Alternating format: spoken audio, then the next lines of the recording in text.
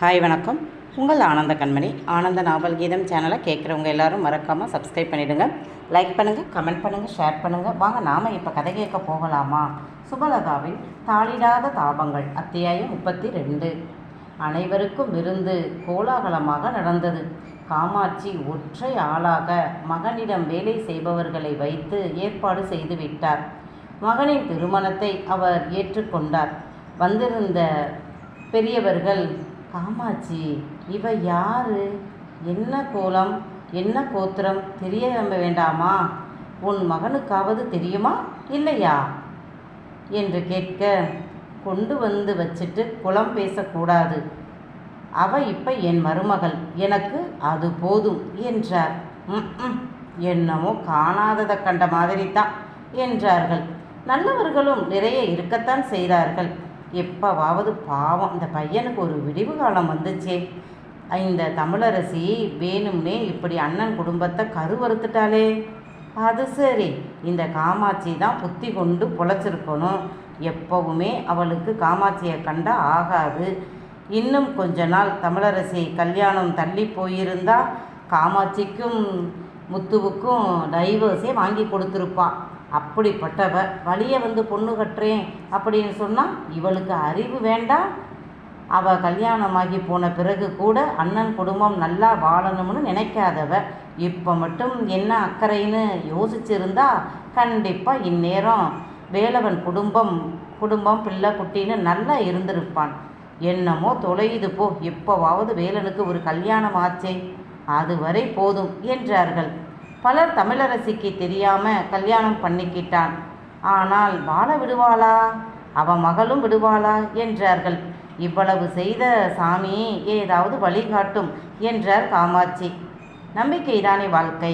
அனைவரும் சென்ற பிறகு, கனி வா வந்து குளி என்றார் காமாட்சி.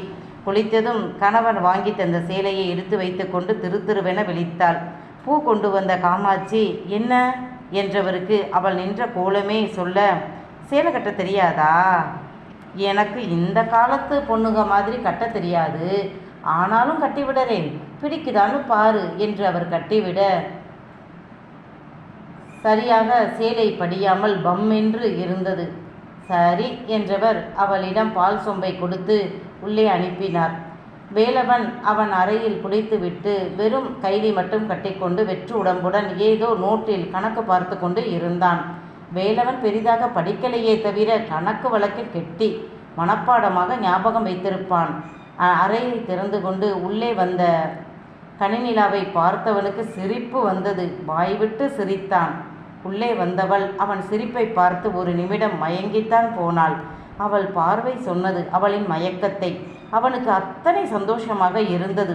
எழுந்து வந்து கதவை சாத்திவிட்டு, என்னடி பப்பாளி, இப்படி யார் புடவை கட்டி விட்டா?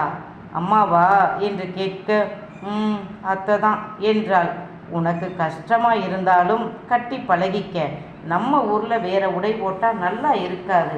கல்யாணமாகாத பிள்ளைகள் போடலாம், கல்யாணமானவங்க போடுறது நல்லா இருக்காது. கொஞ்சம் பழகிக்க பப்பாளி என்றான். ஆமாம், என்னை ஏன் அப்படி பார்த்த என்று அவன் கேட்க, நீங்கள் சிரிச்சா சூப்பராக இருக்கீங்க, உங்கள் வயசே குறைஞ்ச மாதிரி தெரியுது. நீங்கள் என்ன சேலை கட்ட சொல்கிறீங்க தானே, அதே மாதிரி நீங்களும் நான் சொல்கிற ட்ரெஸ் தான் போடணும் என்றாள். அது என்ன ட்ரெஸ்? நாளைக்கு கடைக்கு போய் வாங்கி தாரேன். அப்போ சரி, என் பொண்டாட்டி சொன்னால் மறுப்பேனா என்றவன் அவளை இறுக அணைத்து கொண்டு, இன்னைக்கு தான் நமக்கு உண்மையான முதலிரவு, உரிமையும் உறவும் இருந்தால் தான் வாழ்க்கை ருசிக்கும் என்றவன் அவளுடன் தன் வாழ்க்கையை தொடர்ந்தான். மறுநாள் காலை கனி பரிமாற வேலன் சாப்பிட்டு கொண்டு இருந்தபோது வெளியே சத்தம் கேட்டது. அதுதானே பார்த்தேன். என்னடா விடிஞ்சு வெள்ளைக்கோழி கூப்பிட்டு இம்புட்டு நேரமாச்சே, வரலையேன்னு நினச்சேன். கழுகுக்கு மூக்கு வேர்த்துருச்சுல்ல என்ற காமாட்சி ஓடிப்போய் கதவை சாத்த போனாள். அம்மா, அவள் உள்ளே வரமாட்டா, வெளியே நின்று அதிகம் சத்தம் போட்டால் தானே நம்ம மானம் போகும், அதுதான் அங்கேயே தான் நிற்பா என்றவன் நிதானமாக வந்த வேலன் வெளியே சென்றான். காமாட்சியும் சென்றாள். வெளிவாசலில் நின்றபடி தமிழரசியும் மனோகரியும் சத்தம் போட்டுக்கொண்டு இருந்தார்கள். வேலனை பார்த்ததும் மனோகரி சண்டை போடுவதை நிறுத்திவிட்டு அழுதாள். நீ எப்படிடா 2வது கல்யாணம் பண்ணிக்கலாம்? என் மக உயிரோடு இருக்கும்போது யார் கொடுத்த தைரியம் இது? இரு, போலீஸில் போய் கம்ப்ளைண்ட் கொடுக்குறேன். யாரோ ஒரு சின்ன குட்டியை தள்ளிக்கிட்டு வந்திருக்கியா? எவடா அவ? சாதிசனம் இல்லாமல் வந்தவனை மயக்கி தாலி வாங்கிக்கிட்டவ என்று தமிழரசி உள்ளே பார்த்து கத்த, தைரியமாக வெளியே வந்த கனிநீலா, நீங்கள்லாம் யாரு, ஏன் இங்கே வந்தீங்க என்று கேட்க, என்னது நாங்கள் யாரா? இதோ நீ இருக்கியே இந்த வீட்டுக்கு சொந்தக்காரி என் மகளும் பேத்தியன்தான். என் மகளை விட்டுட்டு இவன் உன்னை கட்டி கூட வாழ்ந்துருவானா? நானும் தான் பார்க்குறேன். இருங்க, போலீஸில் கம்ப்ளைண்ட் பண்ணுறேன். இந்த பச்சை பிள்ளையை விட்டுட்டு பொம்பளை சோகம் கேட்குதோ இவனுக்கு? கல்யாணம் பண்ணுறியா கல்யாணம் என்று அசிங்கமாக கேட்க, ஒரு பெரியவர் மரியாதைக்கு உரிய உறவில் இருப்பவர் இப்படியெல்லாம் பேசலாமா என்று முகம் சுளித்தாள் கனிநீலா. ஆனாலும் தைரியமாக, உங்களால் என்ன பண்ண முடியுமோ பண்ணுங்க என்றவள் கணவனை இழுத்து கொண்டு உள்ளே சென்று கதவை அடைத்தாள். என்னடி இப்படி சண்டை போட்டு பயமுறுத்தி என் மகனையும் மருமகனையும் பிரிக்கலாம்னு பாத்தியா? நடக்காது, நடக்க விடமாட்டேன், ஓடி போயிடு என்றார் காமாட்சி. ஆனால் தமிழரசி அப்படியே விடவில்லை.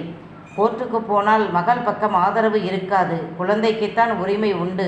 எனவே உள்ளூர் பஞ்சாயத்தை கூட்டினாள். தமிழரசி இப்படி செய்வாள் என்று எதிர்பார்த்த வேலனும் முத்துவும் வக்கீல் மூலம் பக்காவாக ஏற்பாடு பண்ணி விட்டார்கள். இதற்காக ஒரு 15 நாள் அவகாசம் வேண்டும் என்றும் கேட்டிருந்தார்கள். ஊராரும் ஒத்துக்கொண்டார்கள். பஞ்சாயத்து தொடங்கியது. மனோகரி எந்த மேக்கப்பும் இல்லாமல் வந்தாள். காரணம், பஞ்சாயத்து தலைவர் முன்பே சொல்லிவிட்டார். இடபாரு தமிழரசி, உன் மக எப்பவும் போல எதையும் தடவிக்கிட்டு வரக்கூடாது. பிரச்சனையே அதில் வந்தது தான். இதுக்கு முன்னால் உன் மக இப்படி போட்டு தான் கட்டின புருஷனையும் மாமனார் மாமியாரையும் ஏமாத்தினது போதும் என்று சொல்லிவிட்டார். கோவில் மண்டபத்தில் எதிரெதிர் பக்கம் நின்றார்கள். கனிநீலா கணவன் மாமனார் மாமியார் கூட நின்றாள். அவளுக்கு மனோகரியை பார்த்து பாவமாகத்தான் இருந்தது. ஆனால் மனிஷாவை பார்த்து தான் கவலைப்பட்டாள். பாவம், இந்த குழந்தை என்ன பாவம் செய்தது? எதற்காக அதற்கு இப்படி ஒரு தண்டனை என்றுதான் கவலைப்பட்டாள். இதுவரை பணம் காசு இல்லை, கேட்டது கிடைக்காது, இதுதான் உலகத்திலேயே பெரிய கஷ்டம் என்று கனிநீலா நினைத்திருந்தாள். ஆனால் அதெல்லாம் ஒன்றுமே இல்லை என்பது போல் இருந்தது இந்த குழந்தையின் நிலை. அவள் கவலை முழுக்க பிள்ளையிடம்தான். மனிஷாவும் அப்பாவை தான் பார்த்தாள். பாவம், எப்போதும் குளிர் கண்ணாடி போட்டு பார்த்து கொண்டு மகளை பார்க்கும் வேலவன் இன்று மகளை கண்ணோடு கண் பார்க்க முடியாமல் தவித்தான். மகளை எப்படி பார்த்தால் உடனே போய் தூக்கிவிட தோன்றும். உடலும் மனமும் பரபரக்கும். காமாட்சியும் பேத்தியைத்தான் பார்த்தார். மனசு வலித்தது. என் ரத்தம் இப்படி ஒதுங்கிவிட்டதே என்று கவலைப்பட்டார். மனோகரி, உனக்கு இருக்கிற நோயை மறைத்து நீ கல்யாணம் பண்ணினது இந்த ஊருக்கே தெரியும். வேலன் உன் கூட வாழ விருப்பம் இல்லை என்று தான் டைவர்ஸ் கேட்டிருக்கான். நீங்கள் கொடுக்க விடலை. அதனால் அவன் 2வது கல்யாணம் பண்ணிக்கிட்டான். நீங்கள் உங்கள் இஷ்டப்படி கோர்ட்டிலேயே பார்த்துருக்கலாமே. அப்புறம் ஏன் 7 வருஷத்துக்கு பிறகு அப்பெல்லாம் விட்டுட்டு இப்போ என்ன புதுசாக பஞ்சாயத்து என்று தலைவர் கேட்க, இத்தனை வருஷம் அவர் கல்யாணம் பண்ணிக்கலை, அதனால் பேசாமல் இருந்தோம். இப்போ புதுசாக கல்யாணம் பண்ணியிருக்கார். எனக்கும் என் மகளுக்கும் ஆனதை கொடுக்காமல் எப்படி பண்ணலாம்? சொத்தை பிரித்து கொடுக்க சொல்லுங்க என்றாள் மனோகரி. அப்போ உனக்கு சொத்து தான் வேணும், அப்படித்தானே? ஆமாம். சரி வேலன், நீங்கள் உன் பங்கு சொத்தை 2ஆக பிரித்து சரிசமமாக 2 மனைவிக்கும் கொடுத்துடு என்றார். இதோ ரெடியாக கொண்டு வந்துட்டேன், அவங்க வக்கீல்கிட்ட கொடுத்து சரியான பார்க்க சொல்லுங்க என்றான். வேலனின் வக்கீலும் வந்திருந்தார். மனோகரியின் வக்கீலும் வாங்கி தமிழரசி கிட்ட படித்து காட்டினார். நன்றாக கேட்ட தமிழரசி, என் பங்கு சொத்தை கொடுத்துட்டீங்க, சரி உங்கள் பங்கு சொத்தையும் முழுசாக என் பேத்திக்கு தான் தரணும் என்றார். அது எப்படி? பூர்வீக சொத்து கொஞ்சமாவது வேலனுக்கு பிறக்க போகும் அடுத்த பிள்ளைகளுக்கும் கொடுக்கணுமில்ல என்று தலைவர் கேட்க, என் பேத்தி தான் ஊரறிய கல்யாணம் பண்ணினவளுக்கு பிறந்தது, அவளுக்குத்தான் பூர்வீகமெல்லாம் சொந்தமாகணும் என்றார். இது என்ன அநியாயமாக இருக்கு என்று வேலனின் சொந்தமெல்லாம் கேட்டது. ஆனால் காமாட்சி, எங்களுக்கு இந்த ஊரில் இருக்கிற எந்த பூர்வீக சொத்தும் வேண்டாம்.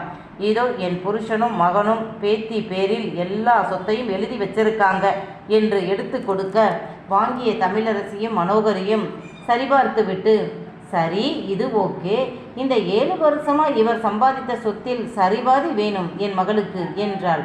அது எப்படி? அது என் சொந்த சம்பாத்தியம், நான் யாருக்கு வேணும்னாலும் கொடுப்பேன். அதை கேட்க என் மகளுக்கு கூட உரிமை இல்லை. என் மகள் மேஜரான பின் என் இஷ்டப்படி கொடுப்பேன் என்றான் வேலன். அதற்கு தமிழரசியும் மனோகரியும் ஒத்துக்கொள்ளவே இல்லை. 2ஆம் தாரமாக வந்தவளுக்கு அன்னக்காவடி, சோத்துக்கு கூட வழி இல்லாதவன் இந்த ஆளு கூட சேர்ந்துக்கிட்டா கழுத்தில் இந்த ஆளு கூட சேர்ந்துக்கிட்டா கழுத்தில் பாருங்க, நல்லா பாருங்க, கழுத்தில் கூட தாலி இல்லை என்று சொல்ல, நாங்கள் கட்டிக்கிட்டா உனக்கு என்ன, சேர்ந்துக்கிட்டா உனக்கு என்ன, உனக்கு தேவையானதை கொடுத்துட்டேன்ல, அப்புறம் என்ன என்றான் வேலன் கோபமாக. ஆனால் 2 பெண்களும் வேலன் புதிதாக கட்டி இப்ப குடியிருக்கும் வீட்டில் சரிபாதி வேண்டும், அவனுடைய தொழில்களில் சரிபாதி வேண்டும் என்று பெரும் போராட்டம். ஊர் உறவுகள் அனைவரும் குதித்து விட்டார்கள். இது என்ன பகல் கொள்ளையால் இருக்கு? பரம்பரையாக இருந்த வீட்டை சரிபாதி இருக்குன்னு பிடுங்கிக்கிட்டு அவங்கள விரட்டினீங்க. இப்போ அவங்க குடியிருக்கும் வீட்டையும் கேட்டால் அவங்க எங்கே போவாங்க என்று தலைவர் கேட்க அதற்கு பதில் சொல்லலை அவர்கள். வீட்டையும் தொழிலையும் பிரித்து கொடுக்க முடியாது, ஏன்னா அதன் மேல் கடன் இருக்கு என்றான். சும்மா சொல்கிறாங்க, எங்கே காட்டுங்க என்று மனோகரி கேட்க வக்கீல் ஒரு கடன் பத்திரத்தை எடுத்து கொடுத்தார். அதில் 10 கோடி ரூபாய்க்கு மேல் பேங்கில் கடன் வாங்கி இருப்பதாக இருந்தது. இதில் பங்கு வேணும்னா கடனையும் சரிபாதி நீங்கள் ஏற்றுக்கங்க, சொத்தும் தொழிலும் அதன் மேல் வாங்கிய கடனும் வட்டியும் இருவருக்கும் சரிபாதியாக வரும் என்றார் வக்கீல். இப்போது 2 பெண்களும் பின்வாங்கி விட்டார்கள். நாங்கள் என்ன சம்பாதிக்கவா செய்கிறோம், கடன் கட்ட எங்களால் முடியாது என்றார்கள். ஒரு வழியாக பேசி ஒரு இடத்தை அதற்கு பதிலாக வாங்கி கொண்டுதான் விட்டாள் மனோகரி. காமாட்சி தான் போய் தொலையட்டும்டா என்றார். இந்த சொத்துக்களை சட்டப்படி மகள் பெயருக்கு எழுதி அவளுக்கு திருமணமான பிறகுதான் இந்த சொத்து போகும் என்று எழுதிவிட்டான். அதற்கு மனோகரி ஒத்துக்கவே இல்லை. ஆனால் இந்த விஷயத்தில் தமிழரசி ஒத்து போனாள். அதற்கு காரணம் இருந்தது. மனோகரி பெரும் செலவாளி. அவளை இத்தனை வருடம் இந்த ஊரில் பிடித்து வைத்ததே இந்த சொத்துக்களை காட்டித்தான். வேலன் திருமணம் செய்து கொண்டான் என்றதும் முதலில் சந்தோஷப்பட்டது காமாட்சியும் மனோகரியும் தான். ஏனென்றால் இந்த சொத்துக்காக எத்தனை வருடம் இவள் இங்கே இருப்பது? இந்த 7 வருடம் வேலவனுக்கு மட்டும் ஆயுள் தண்டனை இல்லை, மனோகரிக்கும் தான். அவள் விரும்பிய ஆசைப்பட்ட வாழ்க்கை அவளுக்கு கிடைக்கலை. காரணம் அவளுடைய இந்த வியாதி. முதலில் அதை அலட்சியம் செய்தாள், பிறகுதான் வைத்தியம் செய்தாள். இந்த வியாதி என்று தெரிந்ததும் அவள் நட்பு வட்டம் விரும்பின வாழ்க்கை எல்லாமே கல்பட்ட காக்கை கூட்டமாய் ஒன்றாக பறந்து விட்டார்கள்.